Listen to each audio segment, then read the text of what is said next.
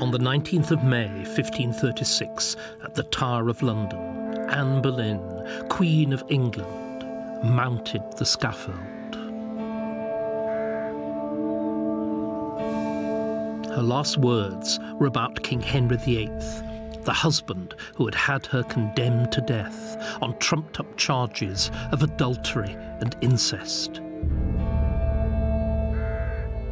Under such circumstances, what she said was extraordinary. I cry mercy to God and to the King. And I beg the people to pray for the King. For he is a good, gentle, gracious, and amiable prince.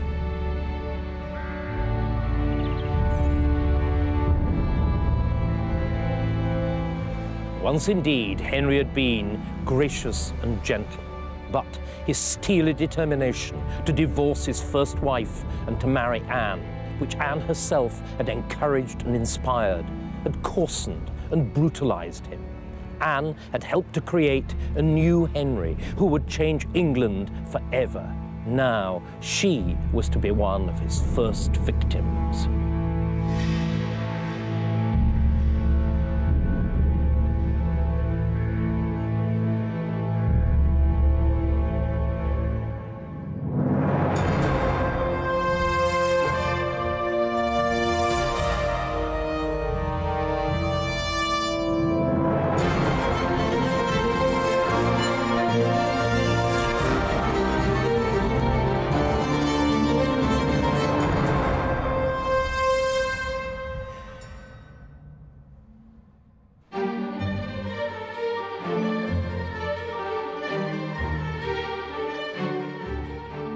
The story of Henry VIII and Anne Boleyn is one of the great tragic love stories of all time.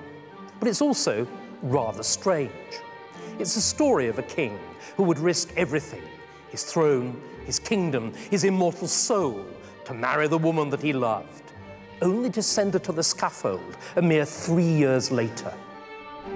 Everyone involved, from Henry's councillors to foreign ambassadors, was surprised, appalled, and above all puzzled by events.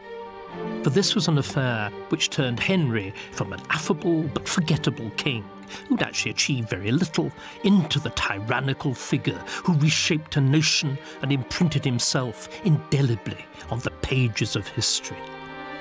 But behind this extraordinary transformation is the all-too-human story of a man changed and warped by a passionate love affair and a bitter divorce. I promise to take you as my sole mistress. I shall find 1,000 to declare the marriage good and indissoluble. This Anne has so perverted him that he does not seem the same man.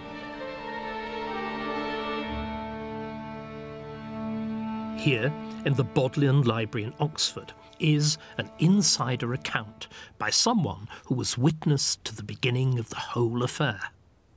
His name was George Cavendish, and he was a personal attendant on Henry's leading minister, Cardinal Wolsey.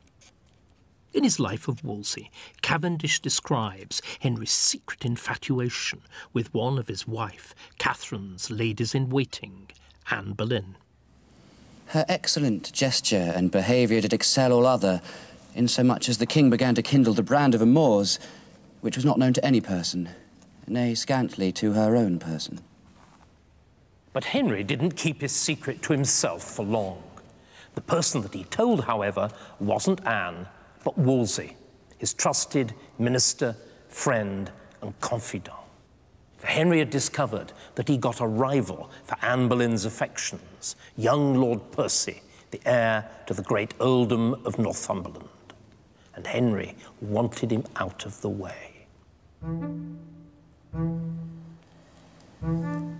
Lord Percy would resort for his pastime unto the Queen's chamber, and there would fall in dalliance among the Queen's maidens, being most conversant with Mistress Anne Boleyn, so that there grew such a secret love between them that at length they were ensured together, intending to marry.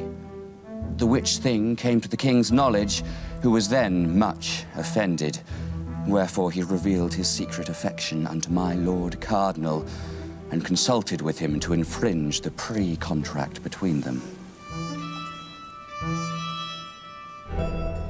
For Wolsey, it was all in a day's work. Cardinal and priest though he was, he had a long-term mistress of his own and an acknowledged son by her. Henry had had mistresses too, including Anne's own sister. None of them had mattered much, and they'd been married off to convenient courtiers as soon as Henry tired of them. Why, Wolsey must have thought, should Anne be any more significant? But for once, the cardinal miscalculated. Anne was different.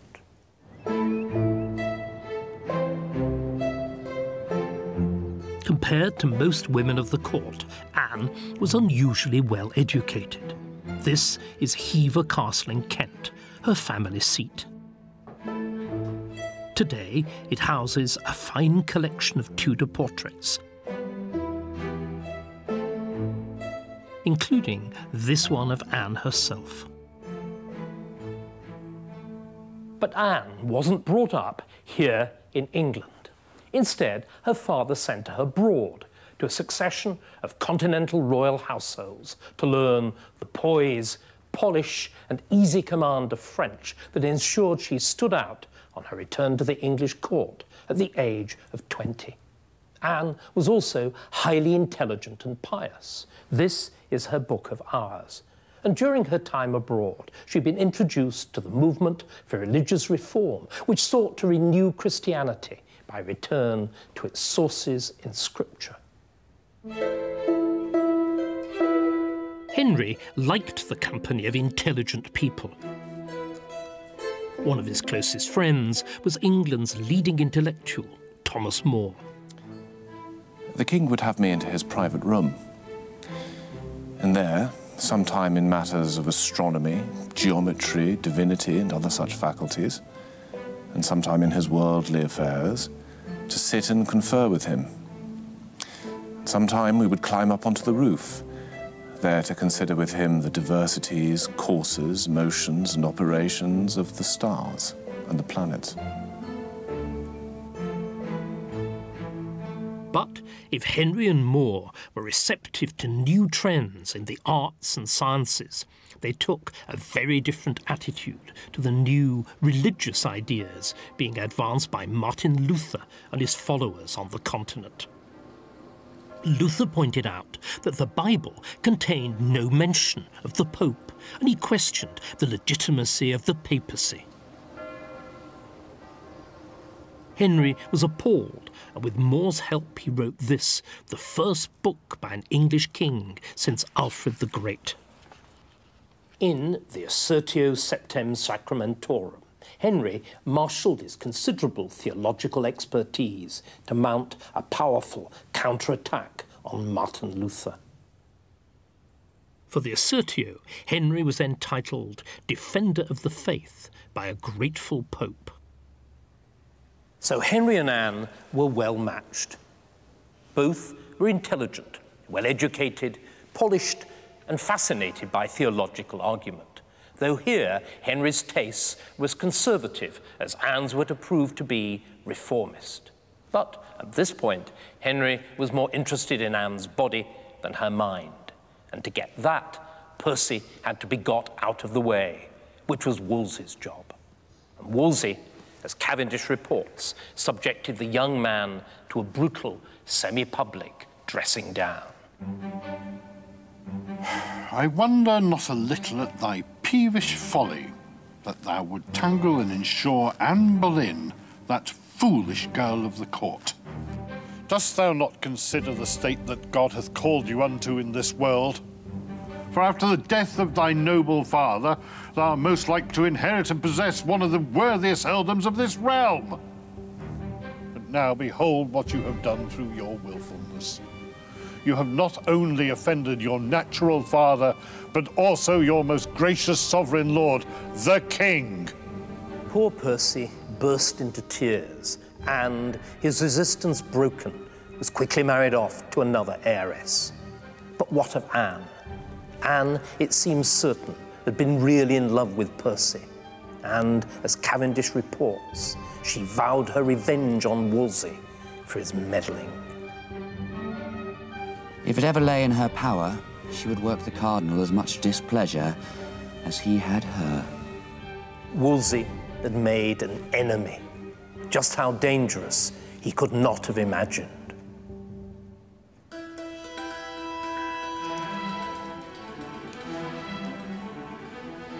On the 18th of May, 1527, the new Spanish ambassador in London made a sensational coded report to the Emperor Charles V, the nephew of Henry's queen, Catherine of Aragon.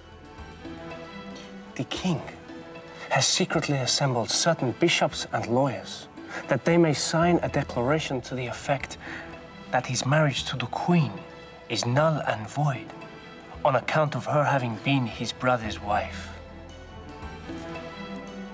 The ambassador was well informed. The day before, Henry's minister, Cardinal Wolsey, had indeed convened a secret trial at his London palace. Its aim was to dissolve Henry's 18-year-old marriage to Catherine of Aragon, quickly, quietly, and with minimum fuss. The Spanish ambassador believed the secret trial to be Wolsey's work, but I doubt if that's right. In all of Wolsey's voluminous papers, there's no trace of any preparation for the case. Instead, it was Henry himself who picked and briefed the leading lawyer to the tribunal. The case he presented to Wolsey was based on a single verse from the Bible, taken from the book of Leviticus. And if a man shall take his brother's wife, it is an unclean thing. He hath uncovered his brother's nakedness. They shall be childless. Henry, of course, had taken his brother's wife. Catherine had originally been married to Henry's elder brother Arthur, who was then heir to the throne. But Arthur died soon after the marriage, and Catherine was quickly betrothed to Henry instead. Their union had the blessing of the Pope, who had issued a special dispensation which stated that in this case Leviticus did not apply. But nearly 20 years later, Catherine and Henry had failed to produce a son. This, Henry's hand-picked lawyer argued, was proof that the king's marriage was offensive to God. The Pope had been wrong to allow it. The only remedy was to end it immediately. But then Wolsey dropped a bombshell. Instead of deciding for the king, as Henry expected and Catherine feared, Wolsey pronounced the case too difficult for summary judgment and adjourned the court to enable him to consult expert opinion. The delay was fatal. There was now no question of keeping the divorce under wraps or of settling it in England. Instead, and in the full glare of European publicity, it would have to be referred to Rome.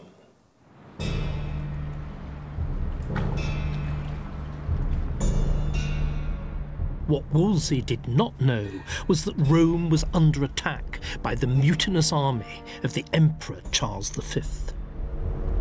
Charles was fighting the French and their papal ally for control of Italy, and he was winning. But he had omitted to pay his mercenary troops, and so they decided to pay themselves by looting Rome. The sack of Rome was a violent, brutal affair, and Pope Clement was forced to flee for his very life along the heavily fortified, elevated walkway that still connects the Vatican to the almost impregnable papal fortress of Castel Sant'Angelo here.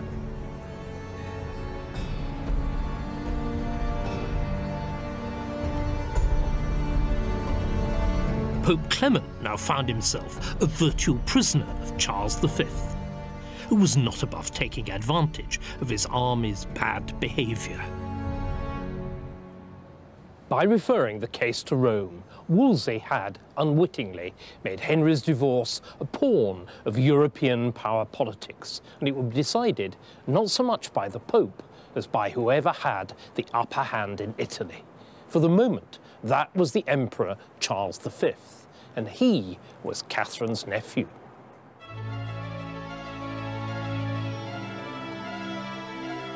And there was another difficulty.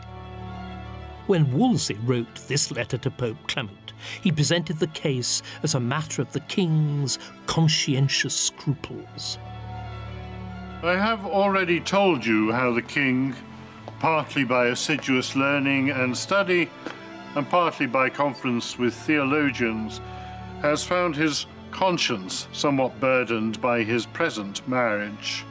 He considers it would be offensive to God and man were he to persist in it.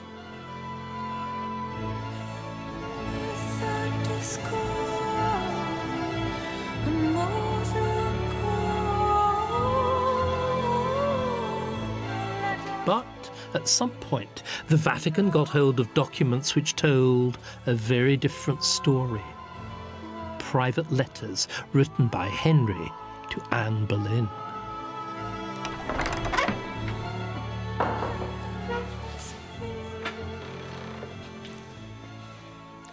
These, the so-called Vatican letters, are the most explosive royal correspondence in English history, for they prove that the origins of the divorce lay not in Henry's conscience, but in his desire for Anne Boleyn. But Anne wasn't going to yield easily. In this letter, Henry pleads with her to have him and become his official, acknowledged mistress, what the French, who have a word for this kind of thing, call maîtresse en titre.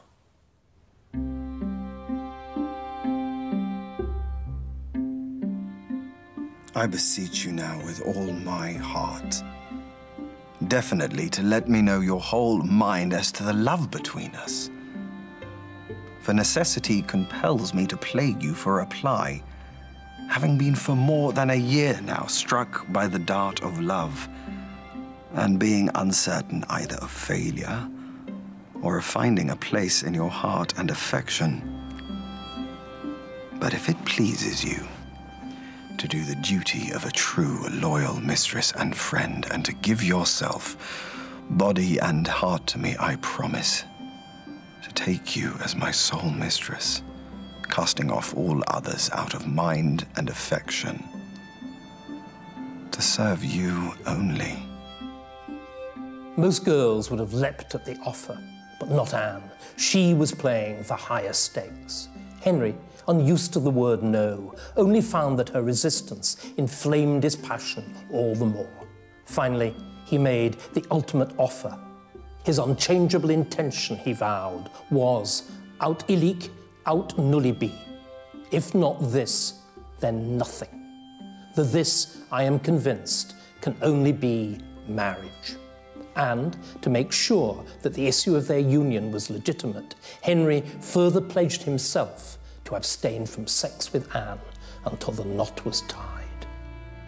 Henceforward, my heart shall be dedicated to you alone, with a strong desire that my body could be also thus dedicated, which God can do if he pleases.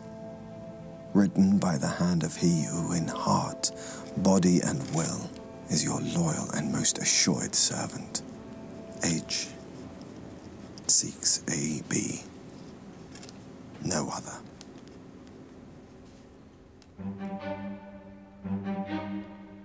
Henry's promise was Wolsey's problem, for he knew his political life depended on getting the king the divorce he needed to marry Anne.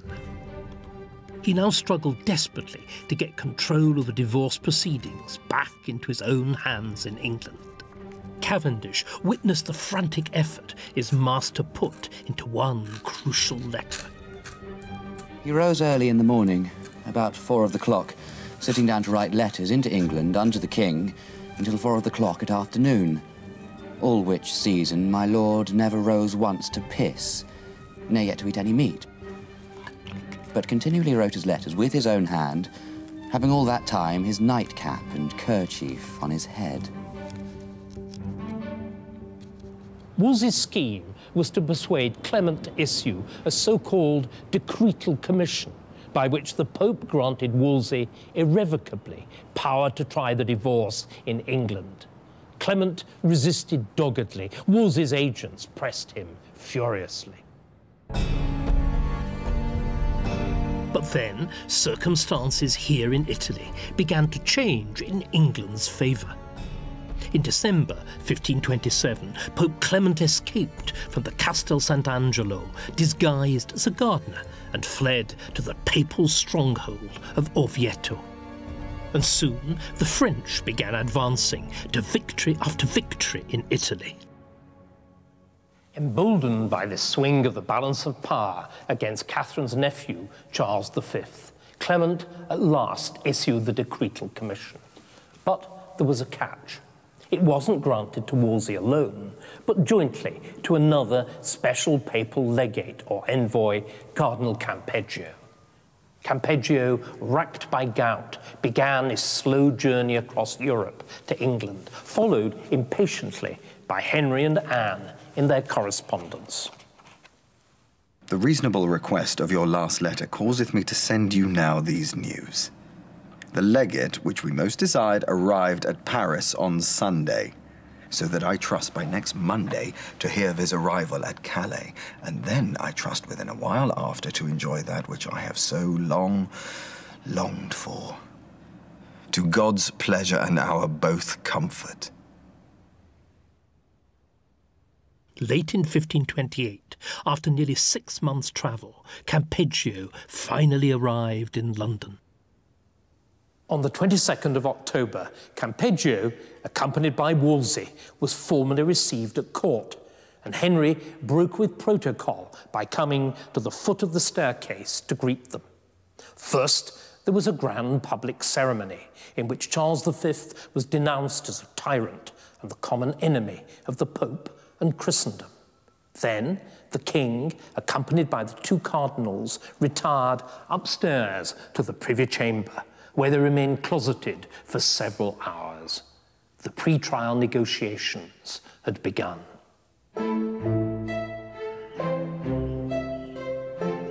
They dragged on for months. Campeggio kept postponing meetings, complaining bitterly of the gout.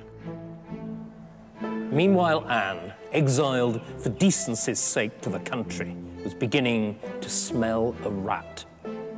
Were Campeggio and the decretal commission really the solution, or just another device by which the Pope was buying time? There were also worrying developments in Italy itself, where the armies of the Emperor Charles V once more had the upper hand. Would Campeggio turn out to be imperial too, that is, in the pocket of Charles V? Would the Pope? Henry, on the other hand, trusted in Wolsey's assurances and Campeggio's goodwill. Just to make sure, he'd already dangled the valuable bishopric of Durham in front of the legate as an enormous bribe. He wrote to calm Anne's fears about Campeggio. I assure you, the unfeigned sickness of this well-willing legate doth somewhat retard his access to your presence. But I trust verily when God shall send him health, he will, with diligence, recompense his demur. For I know well where he hath said, lamenting at the saying and bruit that he should be imperial, that it be well known in this matter that he is not imperial. And thus, for lack of time, sweetheart, farewell. Written by the hand which fain would be yours, and so is the heart. But was Henry's confidence misplaced? Who would prove to have the better grasp of papal politics? The king or the king's mistress?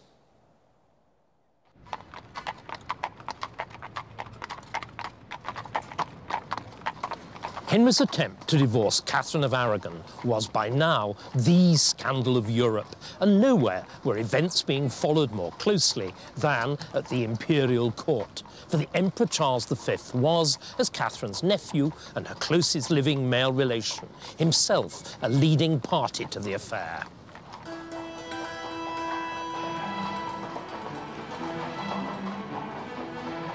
Charles's information came in the form of regular coded dispatches from his ambassadors to Henry's court. And these dispatches still exist in the archives here in Vienna, the former capital of the Habsburg Empire that Charles founded. In August 1529, a new imperial ambassador arrived in London. Eustache Chapuis was a lawyer from Savoy. Urbane, witty and intelligent, he quickly established remarkably close relationships with both King Henry and Queen Catherine. Chapuis had arrived in England at a critical moment. A month before, the trial of Henry's divorce, which the king had thought was in the bag, had collapsed. Catherine had been a far more compelling witness than Henry, whilst Campeggio, proving himself to be imperialist at last, had, in effect, adjourned the trial back to Rome. After 2 years and a vast expenditure of money, effort and political capital, Henry was back to square one and was still married, though deeply reluctantly, to Catherine. The Lord failed him. It was time to try a fresh tack, theology, and Chapuis was the first to get wind of the new approach. Chapuis was witness to a painful quarrel one day at dinner, when Catherine accused the king of neglect. The king said that it was impossible to visit the Queen's apartment because he was not her husband. He had consulted learned opinion, and there was agreement that the marriage was invalid. He will, he said, collect the evidence and send it to Clement. If the Pope does not, in conformity with these opinions, declare our marriage null and void, then I will denounce the Pope as a heretic and marry whom I please. But Catherine would fight theology with theology. For each doctor and lawyer who might decide in your favour against me, I shall find 1,000 to declare the marriage good and indissoluble.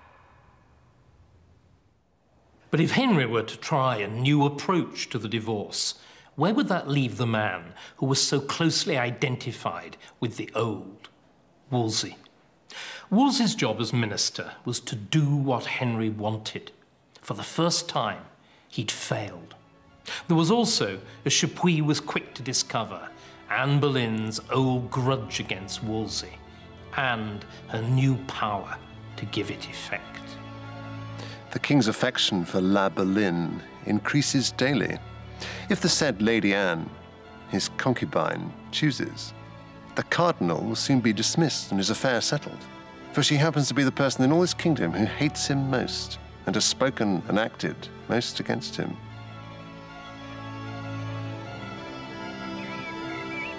For nearly 2 decades, Wolsey had managed all Henry's affairs. The king called him friend, a much stronger word then than now.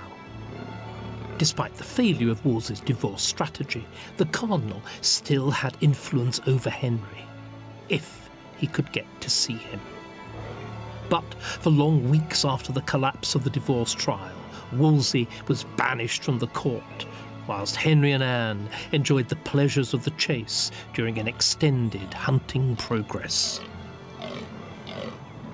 Finally, in September 1529, Wolsey received his invitation to court. Bets were placed amongst the courtiers that the king would refuse to speak to him. Instead, Wolsey's old magic seemed to work, and Henry was in a forgiving mood. Then came the king into the chamber, and standing there under the cloth of estate, my lord kneeled down before him. Then the king took my lord up by both arms and caused him to stand up, and received him with as amiable a cheer as ever he did.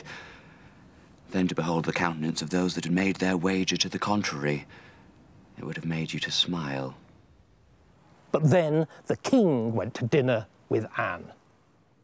The king dined that same day with Mistress Anne Boleyn in her chamber, who kept their estate more like a queen than a simple maid. And as I heard it reported by them that waited upon the king, Mistress Anne Boleyn was much offended with the king that he had so gently entertained my lord, saying, "What things hath he wrought to your great slander and dishonour? There is never a nobleman within this realm that if he had done but half of what he hath done, he were well worthy to lose his head." "Why then, I perceive," quoth the king, "ye are not the cardinal's friend." And so ended their communication. Now ye may perceive the old malice beginneth to break out. Who would prevail, the minister or the mistress? The next day, Henry and Wolsey met again, but their conversation was never concluded. Instead, Henry was summoned to go hunting with Anne. The king had made his choice. Wolsey never saw Henry again. Within days, he was stripped of office, and little more than a year later, the cardinal was dying. On his deathbed, the king's minister reflected on the character of the man he'd served so long. Henry is sure a royal prince, and hath a princely heart, and rather than miss or want any part of his will and appetite, he will put the loss of one half of his realm in danger. For I assure you, I have often kneeled before him in his privy chamber, on my knees a space of an hour or two, to persuade him from his will and appetite. But I have never brought to pass to dissuade him therefrom. Therefore, Mr. Kingston, if it chance hereafter you to be one of his privy council, I warn you to be well advised what matter you put in his head, for you shall never pull it out again.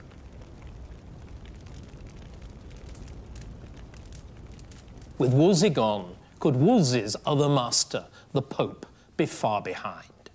Chapuis, like many other intelligent observers on both sides of the question, had quickly seen that the logic of Henry's dilemma could easily force him to renounce the authority of the Pope.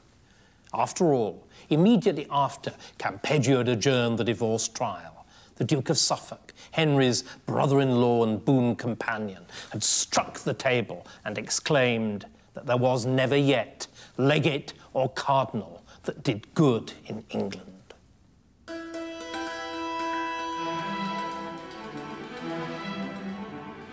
I need scarcely observe that if these sentiments of the Duke gain ground with the King and the people of this country, there would be a door wide open for the Lutheran heresy to creep into England.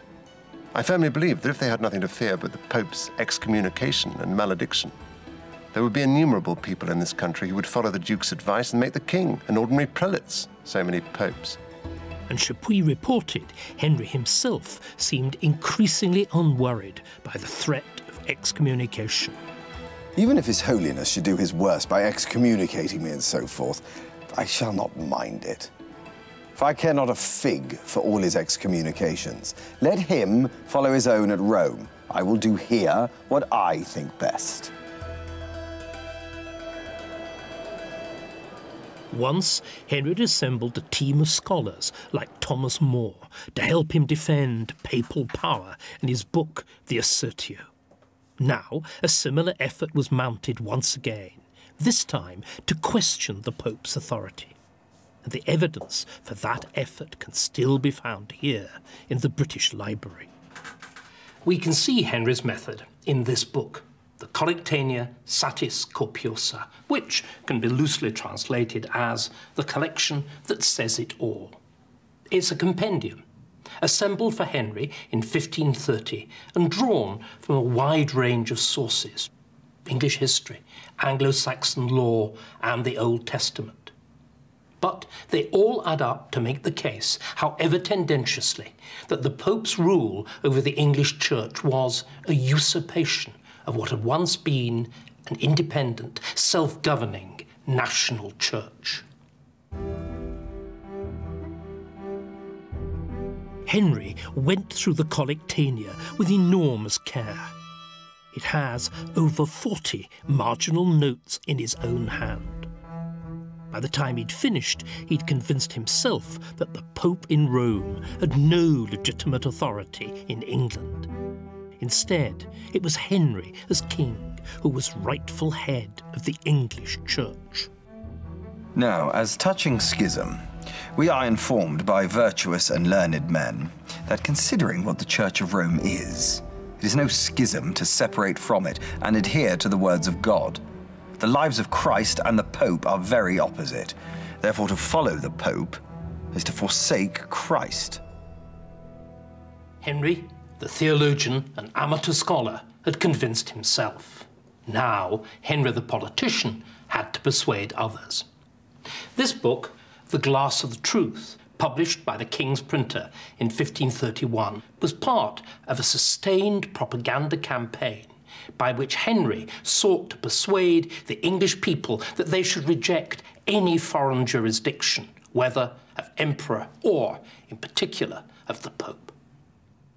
It was the birth of English Euroscepticism, the King's takeover of the Church, framed as an assertion of national sovereignty. And, by and large, it worked. The next year, Henry's new minister, Thomas Cromwell, a former protege of Wolsey who had stepped into his dead master's shoes, steered legislation through Parliament that forbade all appeals to the Pope, making the king, in effect, the final religious authority in England.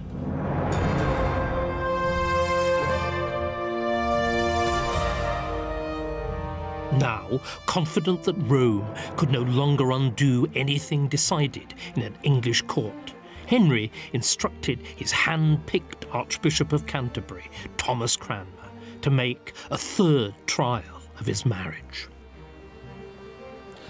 The result was truly a foregone conclusion, since by the time that Cranmer got round to declaring Henry's marriage to Catherine of Aragon invalid, Henry had already married Anne Boleyn in secret, and probably twice over, just to make sure.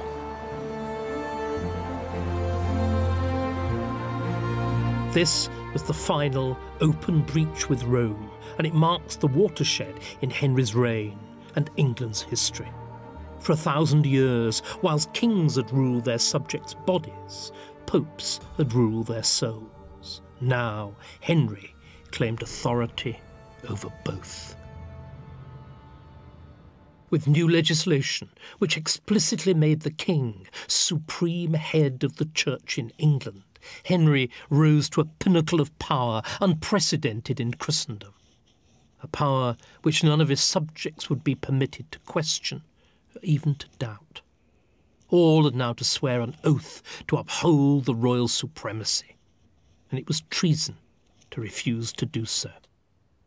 Wheresoever any such cankered malice shall either chance to break out, or any to be accused thereof, His Highness would have the same tried and thoroughly pursued with as great dexterity and as little favour as their demerits should require. No mercy was shown, not even to Henry's old friend, Thomas More. The Act of Parliament is like a sword with two edges. For if a man answer one way, it will confound his soul, and if he answer the other way, it will confound his body. More refused to accept the supremacy. He kept his soul, but it cost him his head. Though the king is by nature kind and generously inclined, this Anne has so perverted him that he does not seem the same man. Henry had come a long way from the Assertio and his old friends. He had embarked on the journey out of love for Anne and the determination to marry her. At first, he thought it would be relatively easy to get what he wanted. But Catherine's resistance and Rome's reluctance steadily raised the stakes until the most fundamental questions of church and state were involved. Few of Henry's family and friends were prepared to follow him. Like More, the parting of the ways was a matter of conscience and profound regret. But for Henry, It was treason, and Anne, equally outraged, was on hand to fan the flames of his resentment and turn him, like annealed steel, into something harder, colder, and more brutal than before.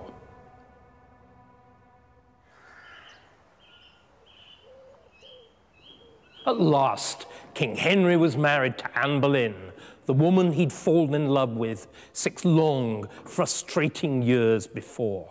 And the marriage, free in Henry's eyes at least from the taint of incest which had damned his first union, would, he fervently believed, quickly produce a son and heir. So, when Ambassador Chapuis was bold enough to tell him to his face that he couldn't even be sure of children, let alone a son, Henry reacted with passion. Am I not a man like any other? Am I not a man? A man like any other? Here indeed was the man behind the king. The king longed for a son. The man was even more desperate to prove his continued virility. Now it rested on Anne, and on Anne alone, to satisfy both king and man.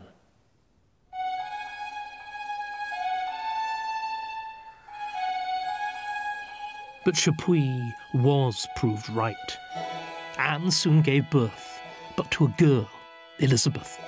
A second pregnancy ended in miscarriage. Henry's ardour, stoked by long years of denial, quickly cooled. Some courtiers tell me that for the 3 last months, this king has not spoken 10 times to his concubine. And when the news of her miscarriage was brought to him, he only observed, "I see God will not give me male children."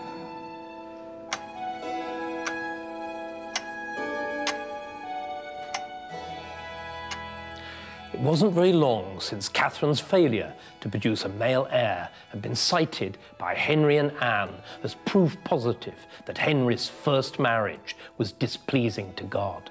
Now, Anne's own failure was leading Henry to draw the same conclusion about his second marriage. I have been told that the king, in great confidence, and as it were in confession, stated that he had made this latest marriage seduced by witchcraft, and for this reason he considered it null. This was evident because God did not permit him to have any male issue, and that he believed he might take another wife. The ground was shifting beneath Anne's feet. In March 1536, Chapuis first picked up rumours of a quarrel between Anne and the king's leading advisor, Thomas Cromwell. Chapuis, who hated Anne as a whore and a heretic, was eager to widen the breach. Strike first or be struck, he warned the minister, reminding him that it was Anne who destroyed his old master, Cardinal Wolsey. I begged him to guard against her attacks more effectually than the cardinal had done. Cromwell seemed to take my words in good part. He began to excuse himself for having promoted the king's marriage to Anne. True it was, he said, that seeing the king was so set upon it, he had paved the way towards it. Although the king's master was still inclined to pay court to ladies, yet it was generally believed that in future he would lead a more moral life than hitherto, a chaste and marital one with his present queen. This Cromwell said to me in such a cold and indifferent manner that I had a strong suspicion that he meant just the contrary. Indeed, I observed whilst he said it, not knowing what mien to put on, he leant against the window, close to where we were both standing, and put his hand to his mouth to prevent a smile on his lip.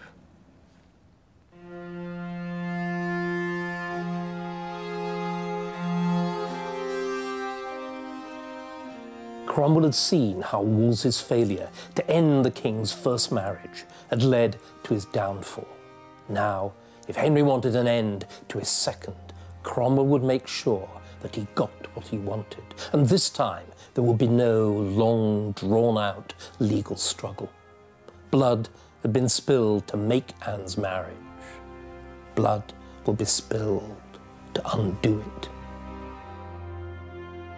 At the beginning of May, Cromwell pounced. Mark Smeaton, a court musician who'd been rash enough to flirt publicly with Anne, was arrested and brutally questioned. Under torture, Smeaton confessed, no doubt falsely, to adultery with the Queen. A wave of arrests followed, of Anne, her brother, and 3 gentlemen of her circle. The charges of multiple adultery, incest, sexual perversion, and plotting the King's death strained credulity, but in an atmosphere of moral panic and hysteria, all were found guilty. Among those sitting judgment on Anne was her old flame, Henry Percy, now Earl of Northumberland. Percy pronounced her guilty, along with the rest of her peers. But the effort of doing so caused him to be physically sick.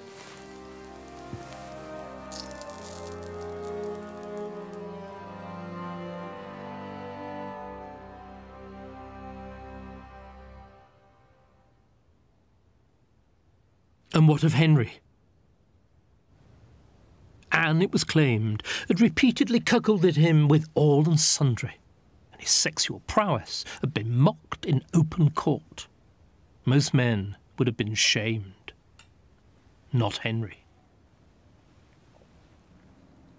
The king has been heard to say that he believes that upward of 100 gentlemen have had criminal connection with her.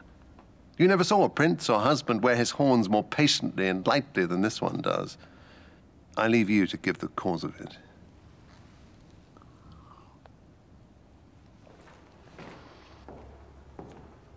Here, at the Walker Art Gallery in Liverpool, is the best portrait of the man who so perplexed Chapuis and us. The original was painted by Hans Holbein in 1537, some 12 months after Anne's execution. The year before, Henry had fallen heavily from his horse in a tournament. He never jousted again. But since the king continued to eat and drink as heartily as before, he quickly put on weight. In this picture, Holbein's genius turns the king's newly found bulk into an image of crushing authority. And with the Reformation, Henry's power had become crushing indeed. For if his marriage to Anne had failed to provide the love and the son that he craved, it had given him something that he craved even more, a place in history. Now, unchallenged master of church and state, he'd surpassed all his predecessors to become the most powerful monarch ever to rule in England. This is the Henry we all remember, the Henry he wanted the world to see. He is also unrecognisable as the slim, charming, brilliant young man of promise that he'd once been.